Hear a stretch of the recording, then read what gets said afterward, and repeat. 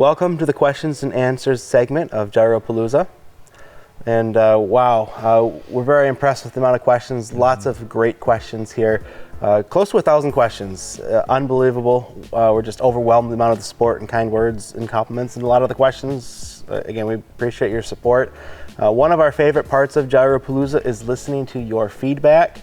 You know, we read through the vast majority of these questions. I try to read each and every one as much as possible, and I really want to understand what's in your guys' mind. I really want to make sure that we deliver the products that you guys are interested and listen to your feedback to really improve in all areas. It's our goal to be the leading edge, and it requires listening to your feedback to get there. Yeah, as Brad says, we are absolutely blown away with the amount of questions. I'm certain this is a record for us. I mean, we've got a lot of new fans in the MVP following, and it's very clear with all of your questions and feedback, and it's exciting. You know, this is our chance to dive in and look at your questions you have for us, and we can listen to your feedback, and it's a great opportunity for us, and we really thank you for it. Absolutely. Yeah, we have close to 1,000 questions, so it's probably not going to be practical to answer every single question. We will try to answer as many as we can. The good news is there is a lot of commonly asked questions or frequently asked questions, so we will start off with those, which will allow us to answer a lot of them pretty quickly. And then after that, we'll go through and try to pick through as many as practically possible to answer. So we'll get started with some of the frequently asked questions. One of the top questions, what is in this year's GYROpalooza box? So what's exciting about this year is we're going to be continuing our brick and mortar exclusive program with the GYROpalooza box. So there will be a regular GYROpalooza box that every retailer will have, and there will also be a variant GYROpalooza box for the brick and mortar retailers. And so we'll talk about what's going to be inside that one. But inside the GYROpalooza box, we will have a prototype balance mid-range. It's actually the first mid-range in the Simon line. We also have the Eclipse parachute, a really exciting mold for streamlined discs. We also have a Total Eclipse Vanish. Again, just want to continue to increase the options of our Eclipse lineup, especially something like Total Eclipse. We really like the Vanish in particular because of the wide wing. It's you can see that contrast between the core and overmold. We thought that was a great choice for Total Eclipse specifically, and it's also a pretty understable model, so it will fit many players' throwing styles. Of course, we've got a variety of lab second discs. As always, as we accumulate those throughout the year, we like to do a bulk package like this to really make the best deal possible. So this is your opportunity to get the best deal on gyro discs, so we will have a collection of those in the GYROpalooza box as always. And last but not least, we got the R2 Neutron Plastic in two different models, randomly assorted.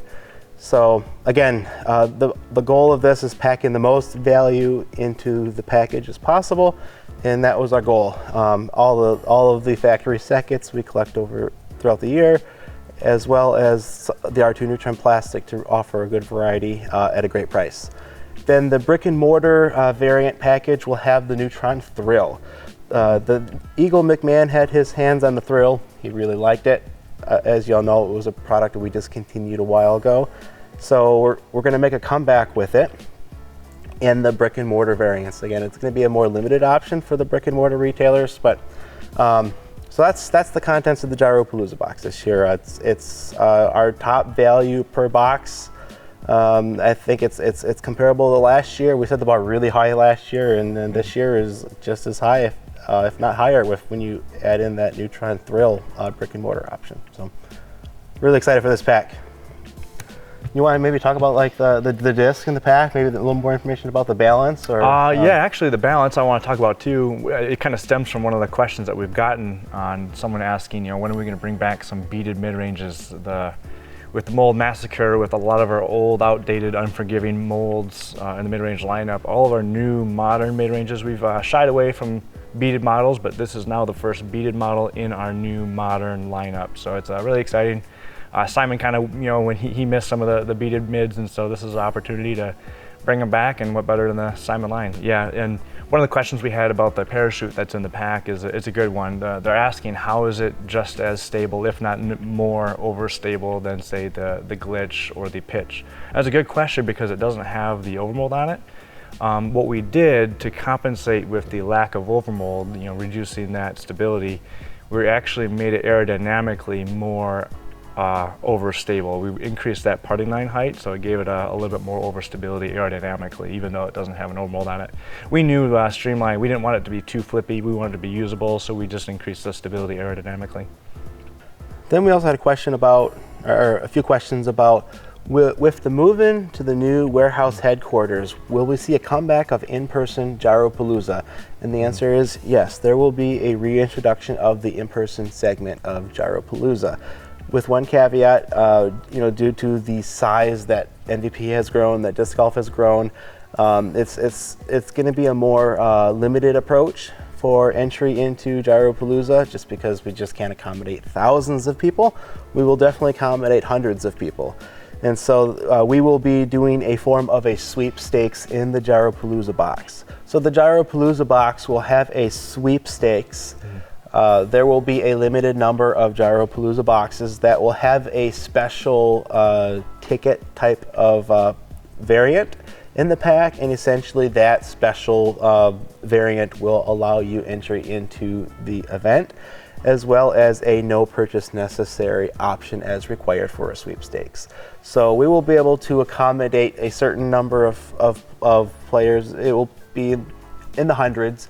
We can't necessarily accommodate thousands of people here at HQ, but we will definitely have a in-person experience with hundreds of people. And we're very excited to bring this segment back, because we really love engaging with fans in person.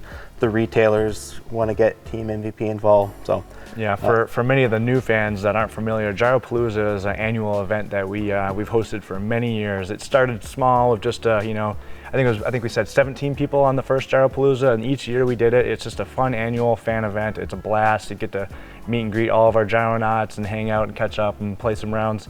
So through all the years of your support, so thank you for all the participants in the previous year's GYROpalooza. We're very excited to bring it back, because during that explosive boom that we went through with COVID and James and those several years of explosive growth, we're now ready to accommodate at least several hundred people, even though we can't do thousands of you as much as we want to. So this is our best way to bring it back, and we're very excited about it. It's going to be a great time. So another very common question we had is, will we be doing other videos with Smarter Every Day? Yeah, that's a great question. We certainly are. When we worked with Destin and the Smarter Everyday channel, that's one of the topics we had was, we can get into the manufacturing, but there's several other things that we can get into. Obviously, physics of flight with our discs, that's a great topic, but yep. We're looking for your feedback. If you haven't seen the video, please check it out and leave your comments on some ideas that you want to do with the Smarter Everyday channel.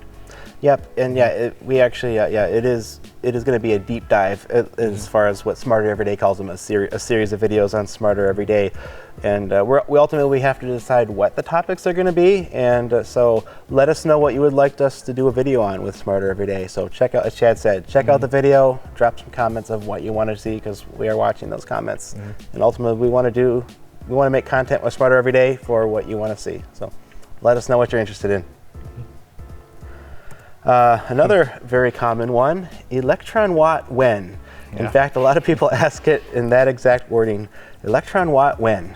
That's a great question. So, yeah, go ahead, yeah. Long story short, yes, to answer your question, yes, it's happening. It is in development, but the tricky thing is, with new plastic variants, in particular, Electron generally requires a modified mold to accommodate that plastic. So it's not something we can just put in the plastic and run it right away. So we have to build a mold that's optimized for that plastic, and it's in the works right now. Yeah. Obviously, with the release of the Pixel, the popularity of the Nomad, Envy, and Proxy, I mean, we thought we were meeting all the demand, but with the amount of requests we've seen with the Electron Watt, we will definitely be notching up priority with regards to this again, thanks for your voices. We're listening, and if you want something, you ask enough times, we are definitely taking note. We see it, and we appreciate your feedback. So yeah, like this is one of the this is the fan vote right here. Fan vote wins. This is exactly why we really like doing this, because we want to see what feedback you guys have. In fact, as we mentioned in the main segment, a lot of last year's releases were because of the highly requested items. The Electron Entropy was a very highly requested item. The Eclipse Crave was a really highly requested item. The Fission Time Lapse. A lot of these very highly requested items we prioritize specifically because of your feedback. And so getting this feedback about the Electron Watt it's definitely going to be notched up in priority. We definitely want to try to make that one happen this year because of your feedback. I personally think it'd be a great circuit challenge, just maybe. Yeah. But we'll have to see. Wait and see. We'll see how the cards fall next year. When will be releasing Eclipse Electron Plastic? I was also very surprised about the interest of this one. But I guess it makes sense. You know, when you play disc golf, you need a putter. You need a putting plastic. So with everyone's night golf, you need your Eclipse putter. Ultimately, Electron Plastic, or at least glow technology in Electron Plastic, there are some technical challenges with it. Electron is an opaque plastic naturally, and that opaque plastic kind of blocks that luminosity of the glow plastic, so it doesn't glow as bright as just the premium Eclipse plastic. So that's kind of one reason why we're not highly prioritizing it, but after seeing the interest, I think we will definitely notch it up in priority, despite some of the technical challenges with it. Yeah, and that's not to say it won't be bright. It's going to be very bright. It's just, you know, with the opacity of the plastic, it does take it down just a few percentages. So don't be worried. When we do launch it, it will be to our standards that we're acceptable with. It definitely won't be as bright as the premium Eclipse plastic that we've got now. It is a baseline plastic, but yeah, it will definitely be an overwhelmingly bright baseline plastic for sure. When will we see the release of the Gyro X beam? That is a very that's question. That's a fun one. In fact, that's why we wanted to have it with us. We wanted to talk about this one. We definitely want to give some updates here. Well, you want to so about it? Gyro X, you know, in particular the beam that some of you maybe have already gotten your hands on, some of the prototypes. You know, we have a few here. Gyro X is a new technology we're working on. In particular, the beam was a first, R&D effort, of our results of testing. As you know, gyro is our current, primary technology for increasing the moment of inertia of our discs. But again, we're never satisfied. We're always looking to ways to improve that. And Gyro X is our next step into taking that to the next level. And this is our first prototype, but I will say, the prototypes that we have here, the current, form that we're working on with Gyro X is going to look vastly different. We're taking a different direction with this design. So Gyro X, as we, continue our R&D efforts to achieve our goal, has evolved, and it's going to look very different in these prototypes. Just sneak peek. Yeah, we thought the large overmold concept was going to be a way for us to increase that weight distribution. Overall, trying to get that thinner flight plate to reduce the weight there and get more in the outer rim. But as Chad was saying, we've kind of learned that there are better ways to do it. And so yes, we will probably go in another direction with Gyro X. It's definitely going to happen, but it's going to look very different from what you kind of see with these prototypes that have surfaced previously. So it might be a good future Smarter Everyday series topic. Yeah. So next very common question, when will we see a stock release of the Range? The Range is definitely one of the top requested models of some of the recent limited releases we've done. There's also a lot of similar questions for some of our other discs that we have made PDJ approved, such as the engine, cipher, tempo, tranche, pitch, and parachute. We definitely have a lot of things we've been working on. And overall, it's been a balance of trying to prioritize keeping our existing lineup in stock for retailers, coming out with some great new releases as we come out with new technologies, as well as kind of supporting events like OTB Open, MVP Open with kind of special limited releases. So it's a healthy balance of keeping existing products in stock as well as releases. So like we are definitely trying to get these products out to market as soon as possible. But as you know, MVP has seen a lot of growth in the market, so we got to do everything we can to keep up with the existing demand. Yeah, and Brad nailed it just right. Not only is it just a balance of prioritizing what models to keep in stock versus new models to release, we're finding behind the scenes, with a lengthy development timeline it takes to design new molds, build them, R&D trial them, approve them, QA them. Going through that whole process, it's safer to build molds early and get them approved, and then that way we have a backlog of molds ready to launch as they fit our schedule, versus the other approach would be to find room in our schedule first, than try and quickly rush the development process. You know, rushing that development process, building and designing and trialing molds. You don't want to rush any of that process because you're just going to, you know, make a faulty product. So at the end of the day, we're finding it's better to go through this R&D process to build new molds, get a backlog of them, and then release them as we see fit in our schedule. Yep, exactly. Also, probably last year's most frequently asked question was specific requests in the Eclipse lineup, and we definitely had some lots of questions on that. Although we've released a lot of limited releases of Eclipse discs, a lot more like special releases like the OTB Open, the MVP Open, and some other like the Space Race series. So we've done a lot of like limited glow releases this year. One of our goals is to make those stock releases by next year. Ultimately, we like to cater to events like that to try to offer unique releases, but we definitely want to ramp up availability of stock Eclipse discs. Everyone, you know, can't get enough of them, so we look forward to making more of them available for stock release. So that's our goal with the Eclipse disc, and we certainly are going to have more to come. Yeah, and part of that equation, as Brad touched on, you know, we wanted to make once we established our Eclipse 2.0 plastic and its success and how bright it is, we wanted to quickly bring that technology into a bunch of molds as fast as we can. So the best way to do so was lots of SCs and lots of special events. And it's great for the events, but it's also a way to quickly get them into different models. But now that we've ran them into several different models, we're building more tools to accommodate these. Now we'll be able to introduce some more stock products, of course. Yep. Definitely an expansion of stock releases coming up soon. Next, another common question, surprisingly, was more color options of the Total Eclipse colors. Essentially, we've got 5 colors in the Total Eclipse, and we certainly have been experimenting with the other colors. We have done a red Eclipse and a orange Eclipse. Those ones did not glow anywhere near as bright or long lasting as our regular Eclipse, so we haven't rushed them into the offerings of Total Eclipse. We ended up putting a limited number of them in the GYROpalooza box's Lab Seconds, so you might be able to find some Lab Seconds of red and orange glow, but again, it was very limited quantities. So yeah, if you do find them in your boxes, please give us your feedback, you know, but keep your expectations low that we do believe that the technology just isn't there for stock release, but give us your feedback, tell us your thoughts. It's a really cool looking effect, but the technology just isn't there when it comes to the material availability. Yep.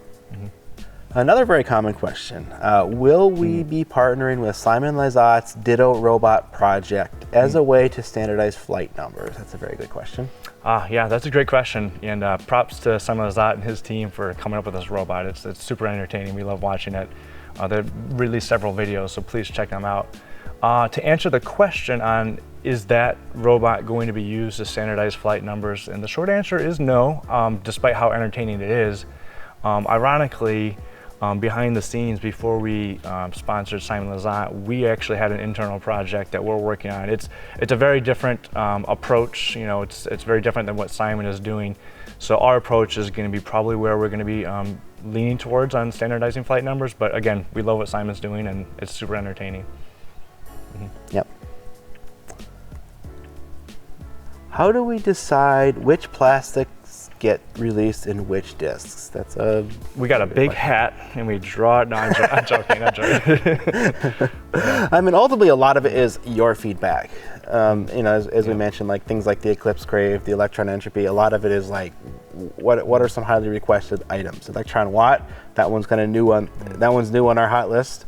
So a lot of it is your feedback. Obviously, there's a lot of, you know, maybe more related plastics like proton, plasma, cosmic, neutron. You know, all of them are very similar, and ultimately, again, a lot of it's feedback requests. Although in recent years, with the high demand, we haven't gone very heavy on releasing plastic variants on a lot of these plastics. Just again, we want to prioritize just the stock neutron, or at least the existing plastic variants. So ultimately, a lot of it's your feedback, and we would expect in the near future that as our product availability becomes improved, in other words, we get our inventory replenished, we'll be able to branch out with additional plastic options in the lineup. So ultimately, it hasn't been a huge focus for us, but I think it definitely will in the foreseeable future. Yeah, please give us your feedback. You know, as we catch up with our insane demand that we're faced with, we're going to be focusing on this very soon. So give us your feedback. If you want models in proton plastic, plasma plastic, electron, you tell us what you're looking for. We're very much, you know, taking notes on what you're asking for, and we're definitely going to be getting into our production schedule. So please give us feedback. Yeah, and there were a lot of requests in this Q&A for specific model specific requests. So we are definitely watching those requests, and we're definitely going to be prioritizing based on what you guys are looking for. What was the breakthrough that allowed you to make overmolds with domy flight plates? Yeah, that's a great question. I'm glad someone asked that. The trail is a great one. The time lapse is a great one. We're very early on some of these new disc models we've launched that are allowing us to make domy flight plates. Now, I will say it's not just domy flight plates. It's how we can introduce domy flight plate models consistently. So a little backstory on domy discs. As we all know, the consistency of discs is insanely important, but it's also insanely difficult to do. With our incumbent supplier, their capabilities just weren't quite there to be able to maintain the consistency that we were looking for in domy discs, so it was a little bit easier to maintain slightly flatter models. That's why a lot of our early molds, in particular drivers, were on the flatter side. It was just something that we valued. We valued consistency over an inconsistent domy process. So if given the choice, it was just safer and more consistent to make flatter models. But now that we've upgraded our factory in many metrics, we are now able to make the designs in our molds and implement them into our modern factory, and now we have consistent domy drivers, and it's exciting. And I think the trail and time lapse, and including the fission time lapse, I think it's very clear that the feedback is very bright that we're getting from everyone. They're just so shocked at how well they're flying, and so it's really nice to see your feedback on how exciting it is, especially to see the them trail. fly. I think people have never seen a disc fly like the trail, and I think it's especially at 10 speed. It's we got a lot more in the works, but I'm glad someone asked that because that's something we're very excited about behind the scenes. Yeah, as we optimize the aerodynamic shape of the disc consistently, and I think that's what you're seeing in the trail. You know, we've seen a lot of comments about some of the older runs of the Octane, the Mayhem, the Dimension. A lot of Team MVP players really like those older domy runs of those discs, and I definitely agree. I've got one of those domy Octanes in my bag. I personally really like it. And again, as Chad mentioned, it's all about the consistency. In order to make a dome in those particular models, you've got the mold cools, the disc cools outside of the mold. The outside the mold cooling is there's a lot more of that. And when that happens, the dome happens a little more uncontrollably than if it was fixtured into the mold. So ultimately, it's all about the consistency, and we prioritize consistency, and ultimately we're going to address that with newer designs. In other words, trying to get the more optimal aerodynamic in future models. So we don't necessarily plan to make maybe the domier Octanes or the domier Mayhems just because of the consistency. But again, like the trail and time lapse, there's definitely a lot more to come as far as those optimized domes and aerodynamic shapes. Yeah, and if we had to summarize that all into just a quick short summary, it all came down to being able to make domy discs consistently. In order to do so is the result of our entire facility and our entire staff that are optimizing to levels that we've never been able to achieve. So now that we have this capability, we can now bring domy drivers consistently on the market. Yeah, and like just this kind of segue into the Smarter Everyday 2 video, where we look at the quality lab. Yes. We've actually got a new piece of equipment, a laser microscope that will digitally scan the disc and tell us the dimensions of that disc. So it got some really neat equipment that's going to be featured in that. That's going to really help us in our mission to achieve, highly consistent discs, or at least as consistent as possible. As I mentioned, it's actually surprisingly difficult to get very consistent discs. As you'll see in that Smarter Everyday 2 video, just the raw plastics, there's variants just from the supplier of the plastic.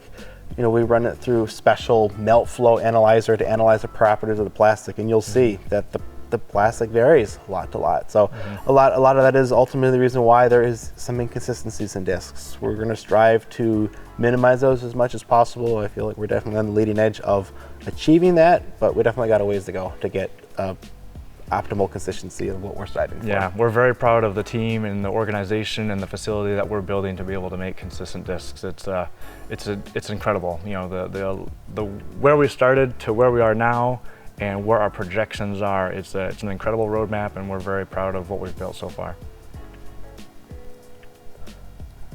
Another common question: when can we see better availability of stock products in stores, and or the reducing of delays of product shipments to retailers? Yes, we definitely acknowledge that the lead times of shipments to retailers is definitely exceeding of what we're trying to achieve. We definitely want to have faster shipping times.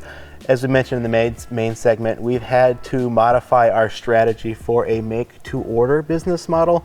Essentially, we've been taking the orders and then we schedule our production. We prioritize our production based on the demand. Ultimately, it has allowed us to ensure that every retailer gets all the products that they order, but there is a downside to that. It is longer lead times for retailers, and it can be challenging for retailers. We recognize the challenges for retailers with longer shipping times. For example, the release of the Trail, it exceeded everyone's expectations as far as popularity goes. And so a lot of retailers sold out really quickly, and it took them a while to get some in stock. Again, like the Trail has been available for retailers in unlimited quantities throughout this entire year. It's just that it's hard for retailers to predict what that demand's going to be sometimes. And so ultimately, we are improving the availability of our product. We're increasing our inventory levels. We've made tremendous progress. In fact, I would say well over half of our order form is in stock.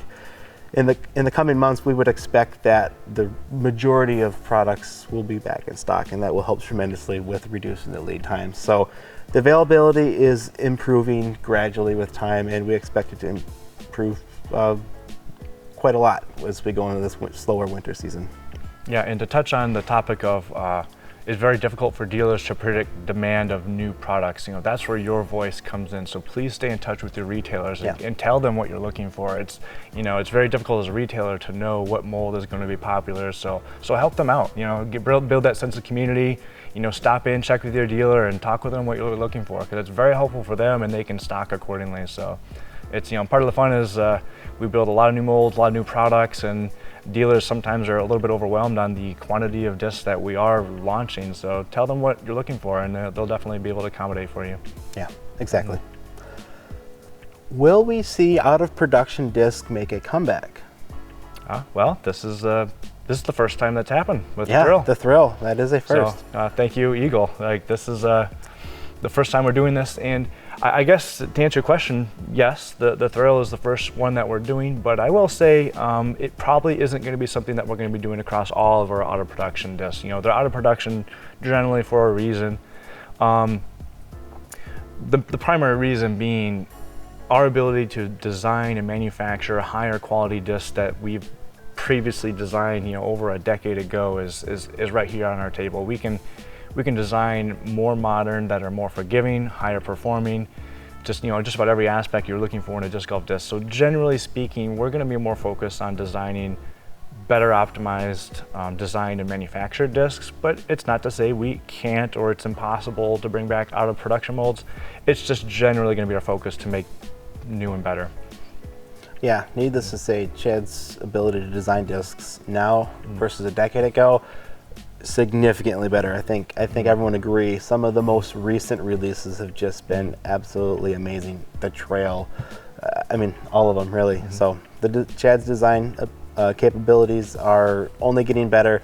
So newer designs will ultimately be better. So we're probably going to only do out of production disc comebacks very seldomly. I wouldn't expect very many of them to take place. But it's certainly exciting when we do. You know, it's fun. Yeah. It's a fun challenge for us to, you know, bring back an old mold. So it's definitely something we'll do occasionally. Yeah. So if a team member tells us about a certain request, we will definitely consider it.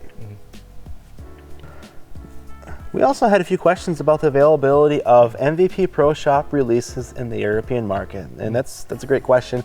Obviously, shipping discs across the pond can be very challenging. It's definitely it's not cheap to ship a disc across the pond. Ultimately, we are focused on expanding availability overseas. We have recently launched an international distributor program. And we've actually got a few dealers on board that are becoming distributors of our product overseas. And so we look forward to working with them more closely as far as making our product more available in Europe. As far as specifically MVP Pro Shop releases, ultimately let your particular retailer know what are you interested in, and they can talk with us, and we can try to work something out with our distributors as far as how we can do that. Ultimately, this new international distributor program is going to create some opportunities to try to make some of these releases more available, or at least increase the availability of MVP products in Europe and across the globe. Absolutely. Great. Will there ever be R2 Neutron plastic that isn't black? That is a great question. So ultimately, we'll tell you about R2 Neutron plastic. Why is it only available in black, and whether or not we can offer it in something that isn't black. So R2 Neutron is essentially it's a lot of the excess material that is used during the process to make overmolded disc.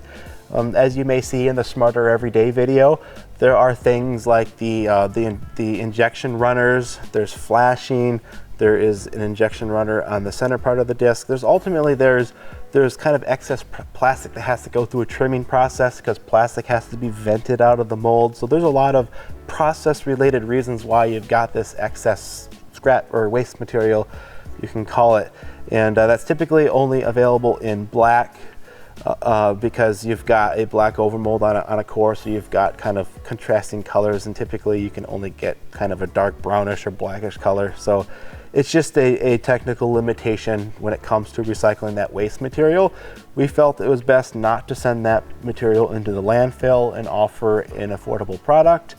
And again, if you are interested in sustainability but don't necessarily want something that's black, then we would recommend our lab seconds. Those are, again, part of our missions of sustainability. Anything with a minor cosmetic defect that's not worth going through the reprocessing of it and making R2 Neutron plastic, the lab seconds are a great solution. So if you like sustainability, lab seconds are a great way to support our mission of sustainability, and R2 Neutron is also just that next step of achieving full reusability of our waste materials in our process so that we don't have to send any plastic into the landfill. So whether or not it's technically possible to separate that color, it is actually very challenging. Maybe Chad could talk about a little bit about kind of some ways we could try to do it, but it's definitely a technology that doesn't exist in the plastics industry. It's not that like it's impossible, it just doesn't exist. We would have to build a solution for it, and I mean, building solutions is all about what we do here at MVP. So yeah, of course, and kind of stemming where Brad was getting at, you can see in the Smarter Everyday video, we have our runner and we have our sprue, we have various attachments on the disc during that process. Those are all necessary to maintain a consistent process and make a quality product. But we do a great job of removing those and making nice smooth finishes and collecting all that material. And that's where R2 plastic comes from. But with all the variety of colors we use on our discs, at the end of the day, when it goes through that recycling process, they're all mixed together. So they end up being easier to, the only color you can make it when they're all mixed is black. We are working on some areas of the waste that we can isolate into color. So we are working on some internally where we can isolate a portion where they can be introduced in two different colors. So that right there is something we are working on that will help with a portion of the waste material. But some of them, you're simply just trying to break physics when it comes to removing the colorant out of plastic. That technology just doesn't exist. It's, plastic is basically powder inside the plastic. There's just nothing that exists to remove that.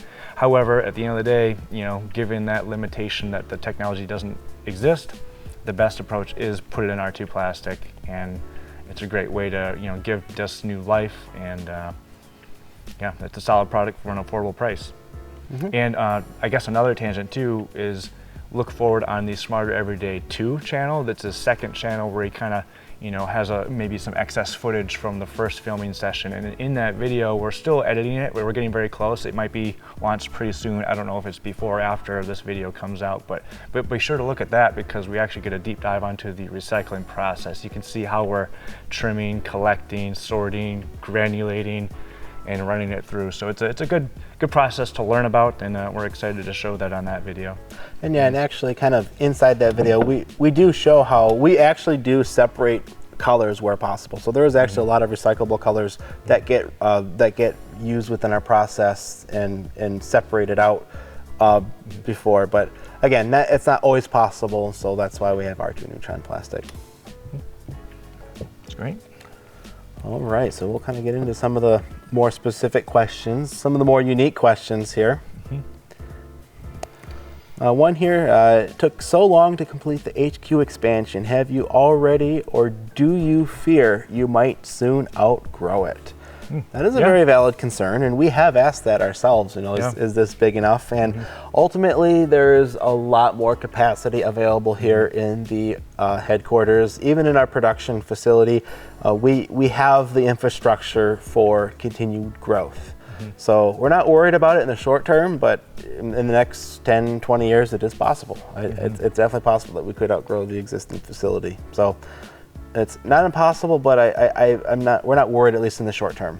Yeah, and stemming from the first part of the question is, why does it take so long to build this expansion? Well, one, it's a very large project, and there's many components of building any building, but in particular, this was expanding not just the warehouse, but it's expanding many areas of our operation, everything from the primary offices, including new manufacturing offices, our quality lab. There's many more elements to this project than just like a warehouse expansion that some of our previous builds were. Our previous builds were much faster because it's just a very simple construction. This is a lot more elaborate, a lot more bells and whistles, so to speak, into this project. But like Brad said, are we afraid of outgrowing it? Well, I mean, the truth is we're growing at a rapid rate, so of course it's a concern. But the good news is we went big. We had high confidence in our growth rates. We have high confidence in what we're doing with our organization. And long story short, we decided if we're going to do this, we're going to go even bigger than what we think we need at this given time. It's hard to predict the future, but our confidence is very high with the amount of fans that we have supporting us. You guys are incredible. We're making great products, and it's a very rewarding process to have your support and build amazing facilities to make great products. So it's wonderful, and we're very confident in the future, but it is concerning. Maybe we'll outgrow this. We don't know. It's possible. One question was, there certainly seems to have been some contraction in the industry. How do you see growth over the next 5 years? And I think it's definitely clear that there is a little bit of a correction taking place in the disc golf industry, but we're definitely not concerned of any particular downturn in the industry, like the term that's kind of floated out there.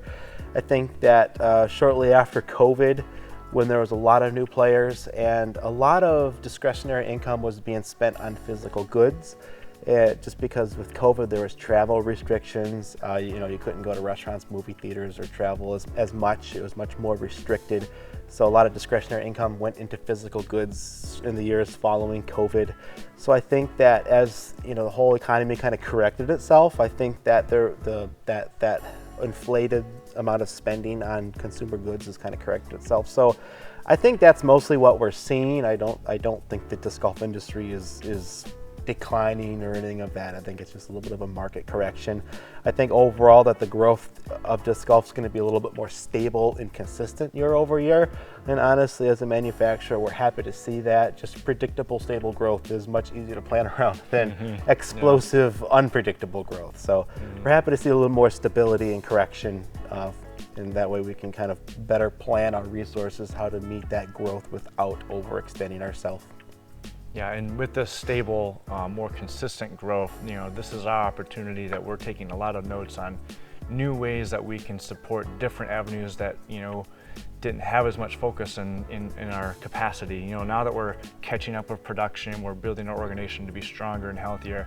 This is our chance to look into ways that we can support our dealers in stronger ways that we've never been able to before, or support touring events. And so we're looking at ways to increase the strength of our ability to help out in the community and do things that we haven't been able to do. So this is our chance to continue the growth of the sport, and especially more stable and consistent ways that we're used to during COVID boom. There's a lot of other questions related to that. We'll definitely get on them as far as other ways of growing the sport. So we'll definitely touch on some of those and some of these other questions. Will there be an overmolded range, either MVP or an Axiom? That's actually a great question. So a designed peek behind the curtain. So long story short, the range was actually early designs intended to be in the MVP line.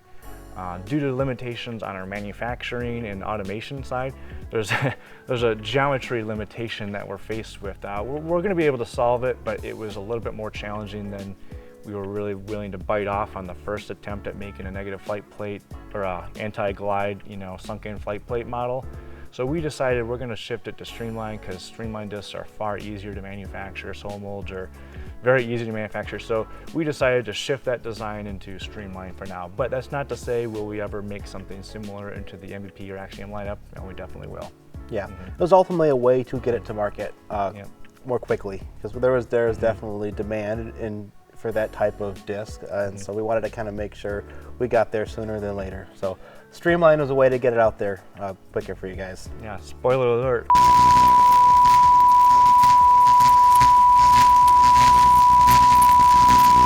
I don't know if we can say that one, but we might include that one. Maybe. Yeah. So will you be expanding blank white disc to more molds and/or more molds in stock at a time? Absolutely. Every release we've been releasing a couple or a few Dyer's Delight discs, a few like blank white discs for the Dyer's market, and we've actually intentionally been stocking them a little bit. We don't intend to stock them indefinitely, but we will always be having a rotation of new options in there. So we definitely have been keeping a small backstock. There's a good 7 or 8 options available right now, and we're constantly rotating out additional options. So yes, we plan to continue offering more blank white discs. Another question we had, why are MVP discs not able to have discounts applied when using coupon codes or discount codes from retailers? And a lot of this is about our policies to help protect the brick and mortar retailers. Ultimately, we establish a minimum advertised pricing. That way, disc golf retailers have healthy businesses. We don't want retailers undercutting what another retailer can afford to sell a price at. So we establish our minimum advertised pricing to support our retailers, especially the brick and mortar retailers that have bills to pay. So ultimately, that's why it's part of our minimum advertised policy to protect brick and mortar retailers. Will we ever get a stock run of heavier glitches like the ones from GYROpalooza 2023? Ultimately, the glitches from GYROpalooza 2023 were heavy because there was a lot of glow-in-the-dark plastic. The glow-in-the-dark plastic is actually a very heavy plastic additive, and so that's why those ones in particular were heavier. As far as going heavier and just a stock glitch, I mean, we've definitely had a lot of requests for that. Overall, it's technical limitations. Our current weight filler technologies are actually, that is the heaviest that we can make the glitch. But we are experimenting with other fillers to help make the disc heavier. In fact, we've experimented with some technologies. There's certain fillers that have made gyro disc as heavy as 220, 230 grams. We actually have made a crave, a fission crave, 227 grams or something like that. It was monstrously heavy. So we are experimenting with other technologies that make the discs even heavier. We had a question, will Axiom MVP ever be combined to just one company or brand? No plans of doing so because each brand kind of has its unique identity. Axiom with the colored overmolds kind of really makes it unique compared to MVP. At the same time, kind of the overall brand theme we've built with MVP is a very kind of a stark, simplistic theme. And we felt it wouldn't be a good fit for what the image of the MVP parent brand or the line with the black overmold. So we don't plan to merge them or cross those traits of those particular brands. In other words, we're going to leave color rims for Axiom and the black rims or white rims in certain options for MVP. Ultimately, we don't plan to deviate from that. We plan to kind of keep that.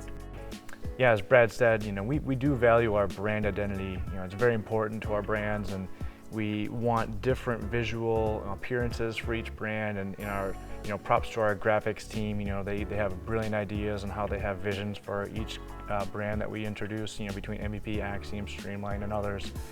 So brand identity is very important, and if we lump them all together or if we merge them, it just kind of really ruins all of that brand identity each one has. So it's just more appropriate to keep one separate. Yeah.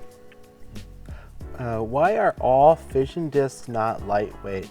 Actually, fission is produced in a large range of weights. It's our largest range of weights. I'm just going to speculate it's because lightweight fission discs are very popular, and maybe the retailers you're checking have just sold out and weren't aware of it. And if that is the case, let your retailer know. Maybe they just didn't know that they're sold out of lightweights of fission, so let them know, because as you probably all are finding out, lightweight fission is quite magical. It's, in my opinion, one of our best plastic weight options is those lightweight fissions, because the lightweight fission discs, they take advantage of the optimal glide of a lightweight disc, but yet they still got the gyro properties, so they're not unstable or unstable as far as the consistency of its gyroscopic stability.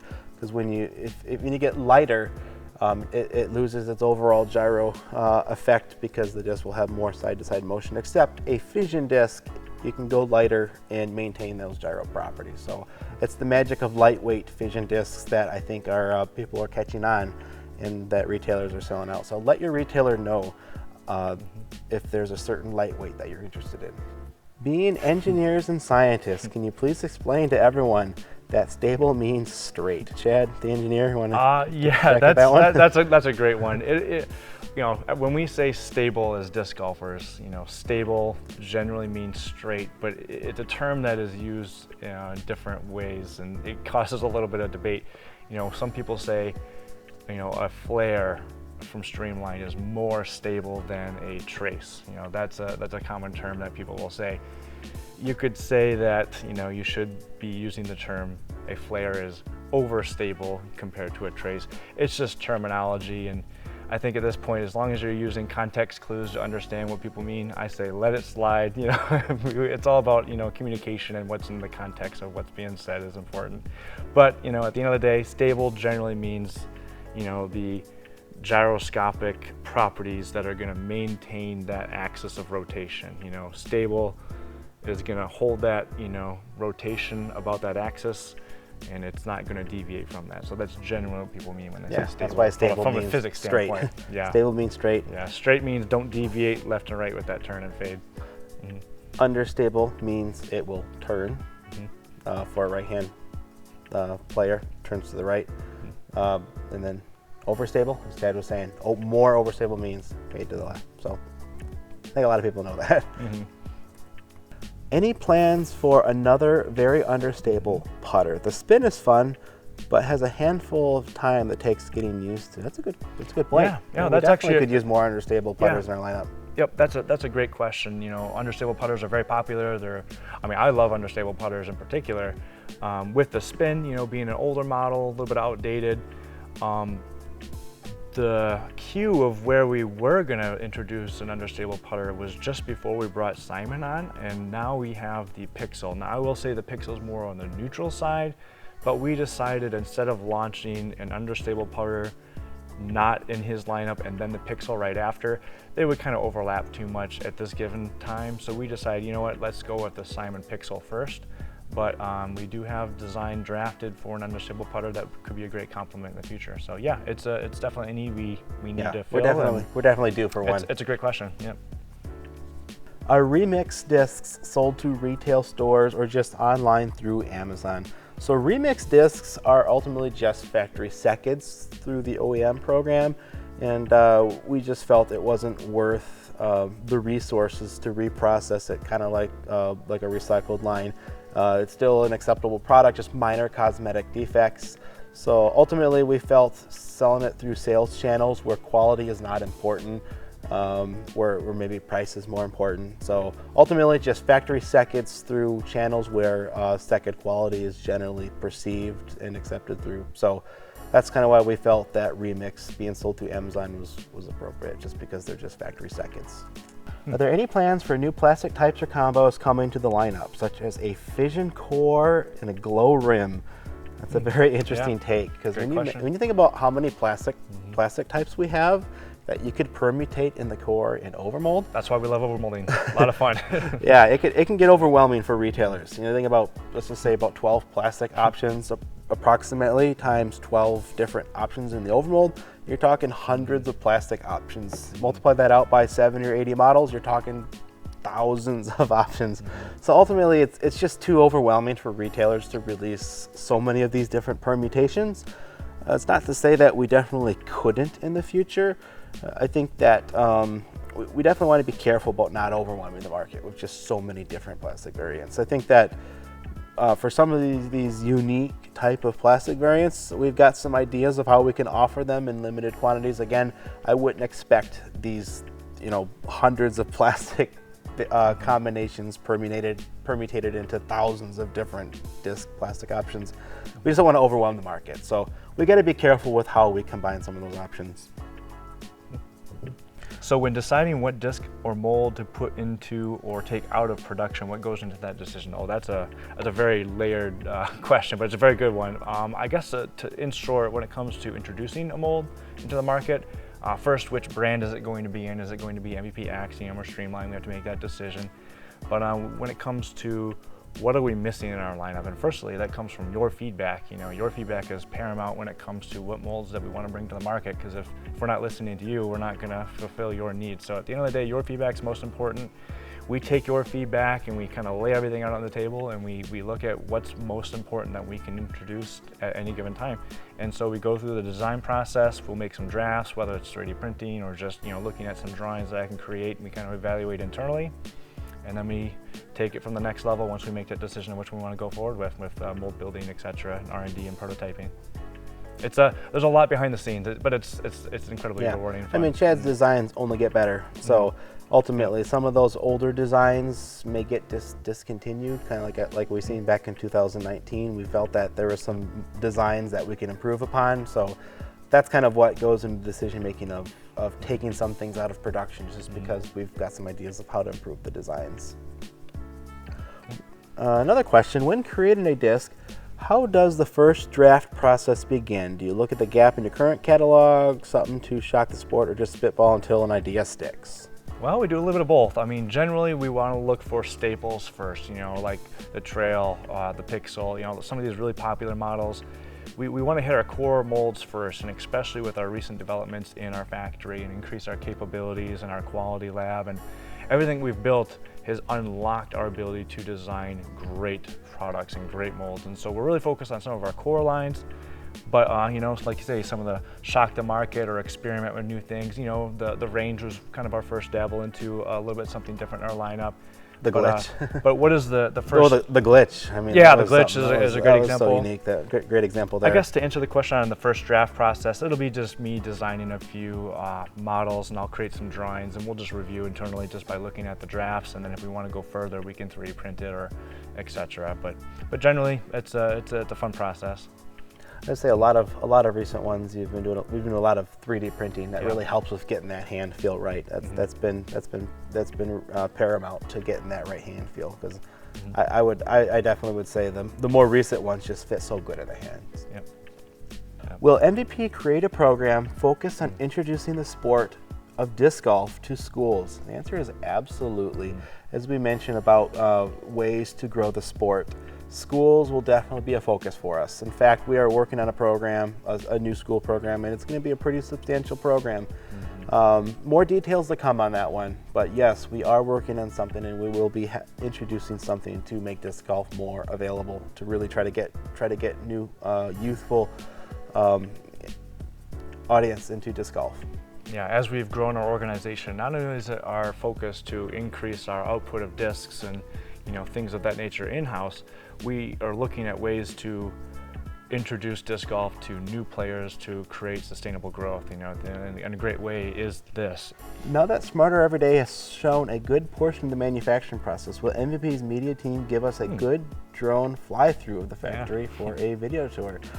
I think we have mentioned that Yeah, actually. that was something we've said very specifically. Our guys behind the camera are shaking their head with big grins. They're excited about that. So Yeah. so yes, that's They might already be working on it. We're not even just worried about it. But yes, Yeah. we have talked about it.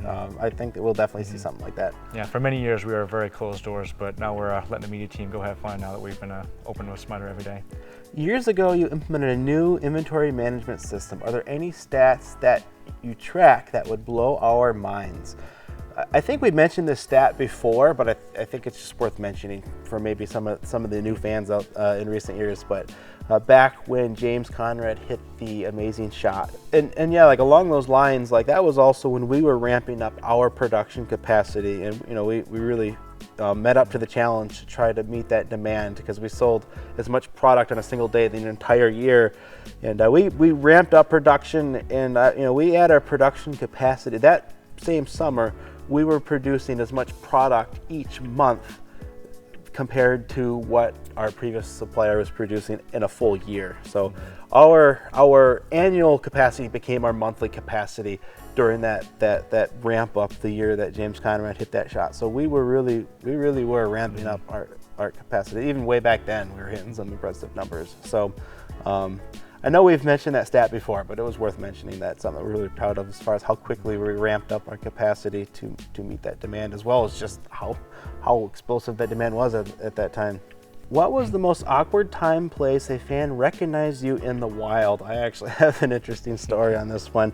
Our family was shopping at Costco. We shop at Costco because we buy things in bulk. We got 3 kids, so we buy our groceries in bulk here. And the checkout clerk scanned my ID. He must have recognized me because he immediately starts walking around the table and he's just like, "Hey, check this out." And he's showing us the calf of his leg. I'm like, what's going on here?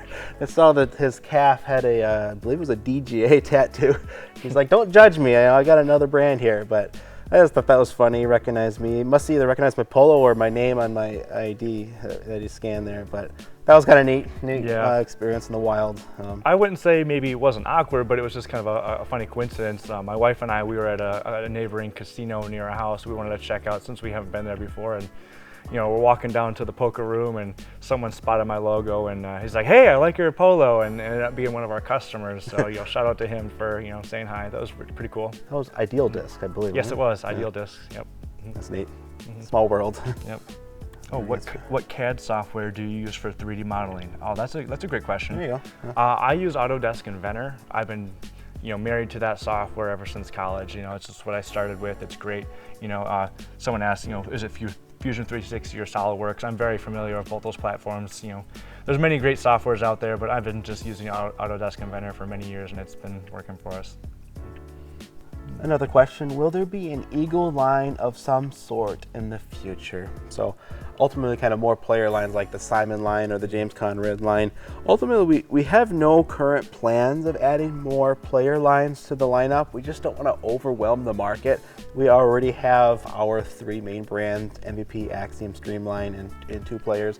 We felt that like 5 lineups in the catalog can almost be overwhelming. So we don't plan to make more lineups, and Eagle was very understanding of that, and he expressed that same concern. In fact, he chose not to have a line because he didn't want to overwhelm the market with options. On the other hand, we went heavy with the team series for Eagle McMahon. We did 4 of those this year, and so we'll be doing lots of team series with Eagle McMahon. There may or may not be something similar. He definitely won't have his own line, but maybe potentially a signature series or something along those lines. Again, maybe not ready to announce the full details on that, but yes, there will be some player models, but maybe not a full lineup of models, if that answers any questions. Yeah, and stemming from that, that's not to say that Eagle doesn't have any input into giving us thoughts on designs or flights that he's looking for. So they're very much involved in the design process of what we launch. So that's very important for us. Will you rerun any previous watermelon discs? We don't plan to, just because some of those have become collector items and we just don't want to ruin that collector's market. We intend the watermelon disc to continue to be limited to once per year, and specifically for those who run circuit events. I think it's a great way to support events because, again, running events and helps really foster that disc golf community. So we kind of want to support those events with the product like the watermelon. It's just a great fit. It's worked so well for so many years. As far as what next year's, because another question is, what will next year's watermelon disc be? Still to be determined, but if there's a certain request that you'd like to see, let us know. We definitely can consider those options. What mold are you most proud of? Oh yeah, if I had to choose, it's probably going to be the glitch. I think I've said envy for many years with that same question, but I'm now going to shift it to the glitch. You know, that was our first time doing something pretty unique, you know, making a hybrid catch disc that you can, you know, play catch with a friend, but also putt and approach with on the disc golf course and have it fit in your bag just like a traditional disc golf disc. Was a really fun challenge, and it was a really good team effort to come up with that design and test and prototype, and you know, I'm very proud of it. Something very unique and new, and it's still extremely popular to this day, so I'm very proud of that one. I would agree with that, yeah. Another good question, what is the best way to stay up to date with new disc drops? Ultimately, we would recommend our newsletter.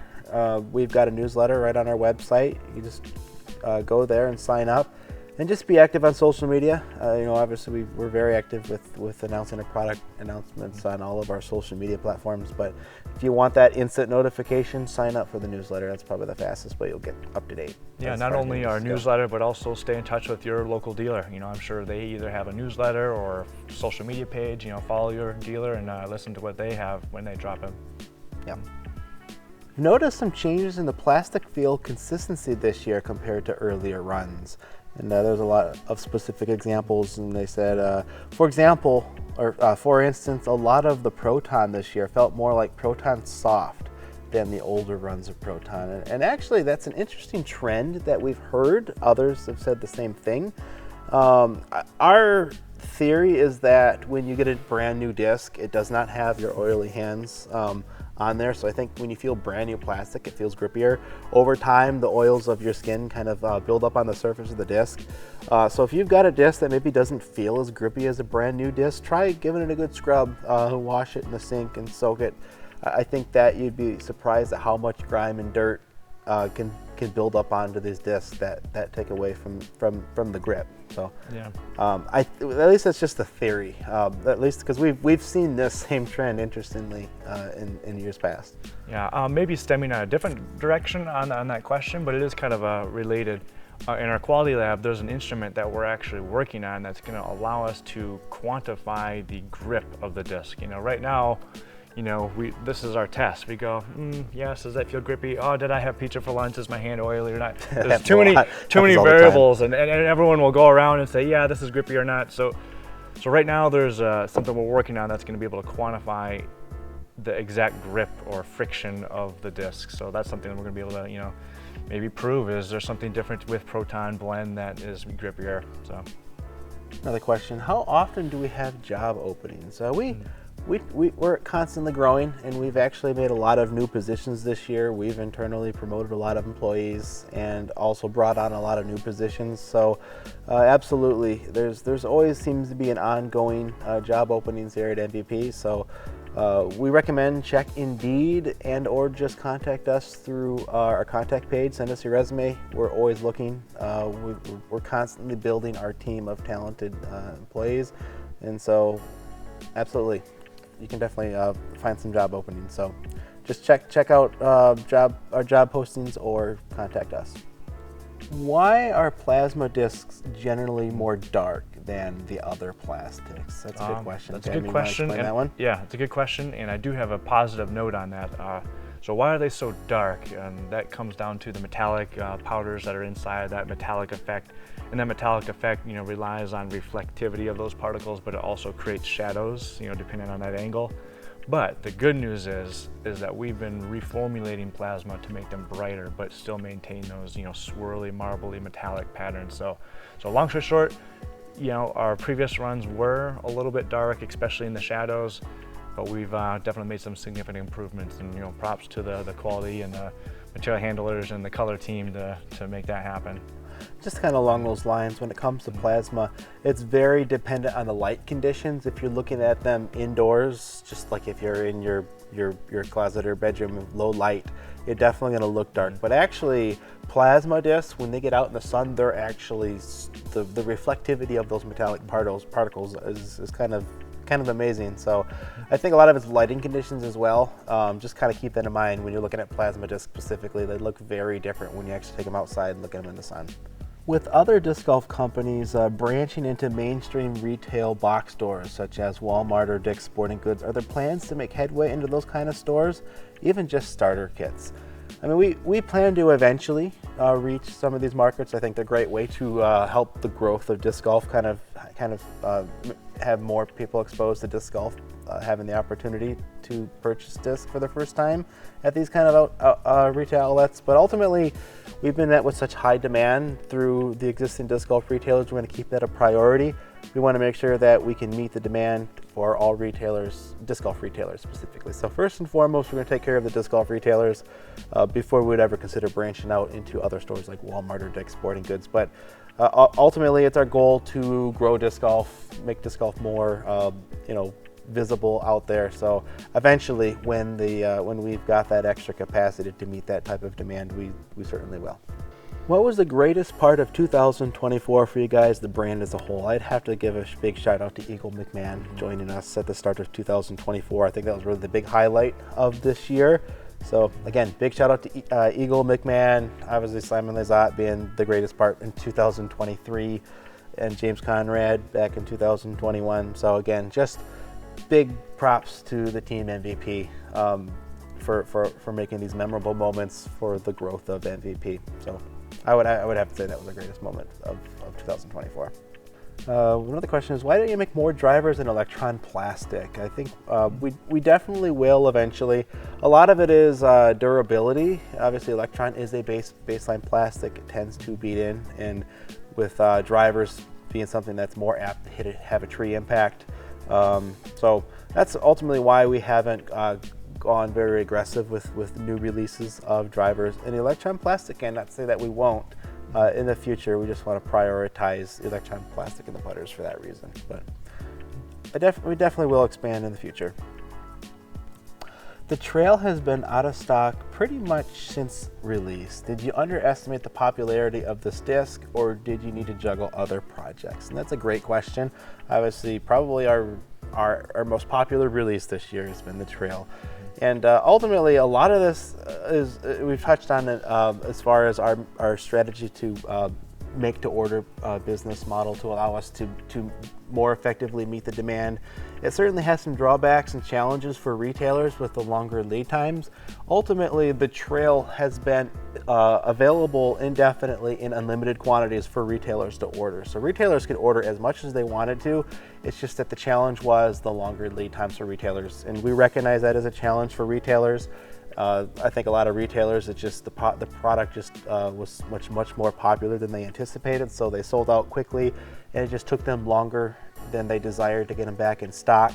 So again, it's challenging for retailers to stock, and we recognize those challenges. And as we've been continuously ramping up our capacity, our inventory is recovering. So once our inventory has become more fully replenished, it'll help reduce these lead times for retailers. So ultimately, the Trail is readily available. We are producing it and shipping it in record numbers.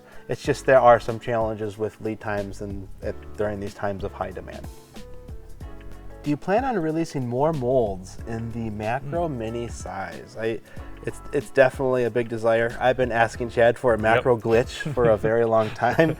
Obviously, it's just a matter of just resources and time to develop these. A lot goes into the design. And Chad, you maybe talk about that a little bit. Yeah, at the end of the day, yes, and it's in the works. The macro Tesla has been very popular, and that macro Tesla was built many years ago, so it's going to need some updating to bring more models into mass production. So I'm kind of reconfiguring our mold design to accommodate these higher volumes that we're used to. When we launched the macro Tesla, we were a much smaller company, so now I need to make better, higher quality and higher volume capable molds to accommodate for the macro line.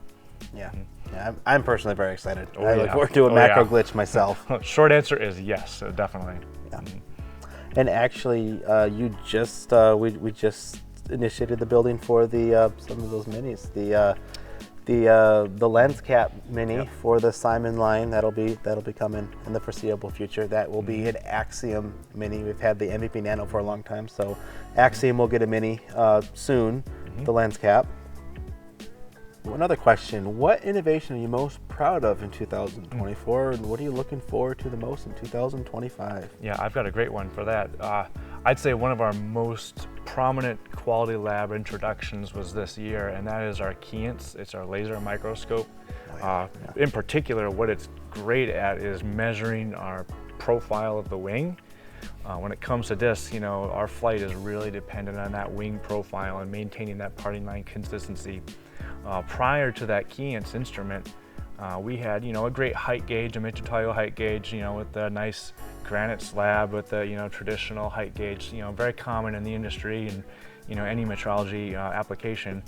But the problem with that instrument is it's very high quality, but the application that we're using it to measure that parting line, it's actually pretty difficult for a human to find that actual parting line. So upgrading to that Kience, it eliminates all of that error and makes a resolution that we are able to measure that is far beyond anyone's needs.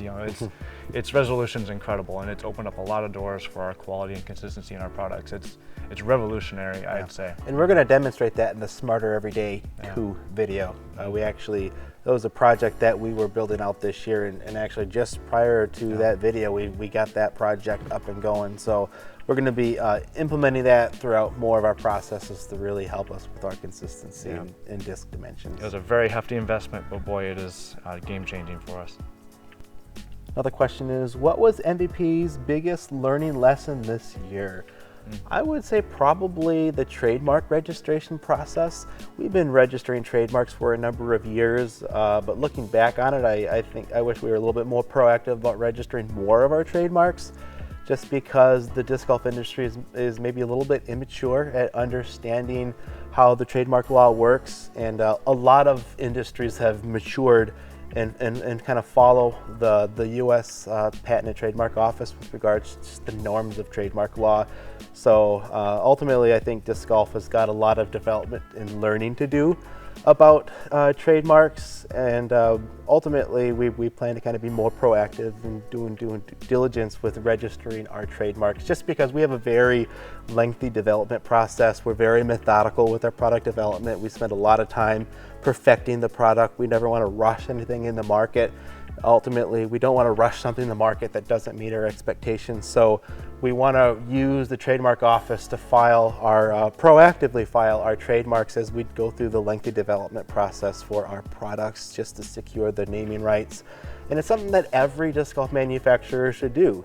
Every manufacturer should do its due diligence to research the trademark law and do a trademark search and kind of be more proactive about it. And it's something that every industry does that I think disc golf has fallen short on. And it's something that's been a big learning curve for us, and I think that it's going to be a big learning curve for a lot of other disc golf companies. So we look forward to kind of learning from that and hope that other disc golf companies learn from it as well. Which plastic blend is easiest to work with, and which one is the hardest to work with? That's a really good question. Ironically, I would say Electron Plastic is easiest to work with of all of our plastics in solo molds. But ironically, in overmolds, Electron Plastic is actually probably one of the hardest ones to work with, just because it's not as durable as the premium plastics. And when you go through that overmold process, there are immense injection pressures in the injection molding process to overmold that outer ring on there. And doing so with Electron Plastic, you got injection pressures, thousands of PSI, and that plastic has to melt and flow around there without distorting that Electron Plastic. It's actually very difficult. Again, if it was a solo mold disc, the Electron Plastic is by far the easiest. But when it comes to the overmold process, Electron Plastic is actually very difficult. In general, as far as which ones are more difficult to work with, like in the main core process, Fission and Glow, our most premium plastic options are definitely the most difficult to work with. Yeah, well said. why are you guys and the whole MVP team so damn cool? Well, I appreciate the kind words. I mean, overall, we're just kind of normal disc golfers with a passion. I think that's really what sets MVP apart. Just the incredible team that we built is just fueled by the passion for the product. We're just fueled to be the leading edge, coming up with the latest and greatest disc golf technology. Ultimately, it's just the passion for the product. I think is ultimately where that lies. I think that it shows. So that's just my guess, anyways. What was the most sold MVP disc this year? I think it's definitely the Trail. The Trail was an incredible offering in our distance driver lineup, and for good reason. So the Trail by a long shot this year. How much did it cost to get the company started? That's a good question. Interestingly, MVP actually started with a very low starting capital, only $1,000, which for starting a company is a very nominal figure, just enough to buy some packaging and tape. I mean, it wasn't even enough to start a payroll or anything like that. Again, it was just kind of like a hobby of ours. Just we really weren't expecting to take off the way it did. It was just kind of a side project as we were going to college. And again, our father's company that we worked with, they did cover the cost to develop the initial mold, but we had to promise to pay them back if the product sold. And the product sold very well. Within the first year, we paid back the $10,000 mold. So ultimately, the cost, the starting capital was $1,000, and we weren't even on a payroll. Chad and I were just doing it voluntarily for a number of years. Actually, it was about 5 years before we actually started taking a payroll for the company. And I mean, like the first year, we paid back the $10,000 mold to our father's company. And then each year we continue to develop products, and every year we were able to sell enough to pay for that initial cost. So ultimately the profits of each product kind of rolled into future capital development of future products. And ultimately very largely that way today. A lot of the money gets reinvested into the company to kind of continue to invest in the R&D and development and the infrastructure that goes here. So ultimately, we're really focused on just kind of continuing the growth of MVP, and appreciate your support that allows us to make that happen. Hey, Brad and Chad, big fan from Norway. Thank you for your support. I'd very much like to know more about the weight distribution of light characteristics on your overmold and lightweight discs. For example, if I buy a 158 gram fission and a 175 gram fission in the same disc, is that extra weight in the rim or the overmold, or always in the flight plate? I guess kind of to summarize the goal, we try to make the flight plate as light as possible for all weight ranges. And essentially all the variation takes place with the amount of the weight filler in that rim ultimately. So I think that pretty much summarizes it, right? Yeah. I mean, just try to make that center as light as possible for the optimal gyro effect. So if you're buying a 158 gram fission versus a 175 gram fission, there's definitely going to be more gyroscopic properties in that 175 gram fission because it's got 20 grams more in that outer rim. And that's not to say that the 158 gram fission is not gyroscopic, because there is still a weight filler in that outer rim on a 158 gram fission. I think that where fission really shines is the lighter weights, because the lighter weights have that extra glide and carry because it's light. So the aerodynamic forces can really keep that lighter disc supported more easily, but yet it's still gyroscopically enhanced. So I think the lighter weight fissions really shine because of that extra glide from the lightweight properties. So, but it's a great balance. The 175 gram fission will be the most gyroscopic of any 170s class discs in disc golf. So there's really some great benefits to both. It's a great question, Heinrich. What are the chances we get 3 more Eagle McMahon discs in music videos? Man, that was really cool. With the remaining classical elements of earth, water, and fire. Let Eagle know. Let Eagle know that you're interested. Yep. That was really Gotta neat video. complete the album. Yes, let them know. Another question, how are you planning to continue your upward trajectory going? MVP Disc Sports is truly the leader. Well, thank you for the kind words. I mean, ultimately, we're just going to continue to stay committed to kind of our mission to be the leading edge. We're really going to continue to put a lot of emphasis in R&D as a company. We've grown our R&D team here at MVP HQ. So ultimately we're going to continue to make that a priority. We've got a lot of ideas as far as future disc technologies. Obviously there's a lot to develop behind the scenes for that, but we got some ideas to really push disc golf forward with new technology. So it's definitely going to be a priority at this point. Just continue the R&D like we have been. Are there days where you get tired out of disc golf? Absolutely not. I mean, personally, I haven't been able to play as much as I'd like just because I have to balance a work-family life. I mean, just between work and family, I unfortunately don't get out to play as much as I want. I honestly feel like the more I work in disc golf, the more I miss it. So I definitely don't get tired. It just makes me want to play it more. So I look forward to the moment when my young children are old enough to play with me, and I can, as a family, we can go out and play more. So the more blood, sweat, and tears I put in disc golf, the more I miss it. So for me anyways, I don't know, Chad, do you have any thoughts as far as, do you get tired out on disc golf? Yeah, like Brad said, I do miss being able to go out and play more, but so in this context, tired of disc golf? No, I'll never get tired of it, but when it comes to what we're doing and the ambitions we have and the goals we have, oh man, it's incredible. It's absolutely rewarding to be able to do what we're doing, the team we have. It's one of those things we're incredibly passionate about, and we've been doing it for a long time, and we've got a lot of great goals ahead of us, so nah, never tired of disc golf. Yeah. Another question, are you interested in making more basket models? Honestly, I think our basket lineup is already one of the most comprehensive lineups of basket options, so we don't think there's a need for us any additional basket models, but I definitely wouldn't rule it out. If we come up with a particular idea or innovation in disc golf baskets, we definitely will pursue it. We're definitely not going to stop here, but at this time I feel like we've got a pretty comprehensive basket lineup.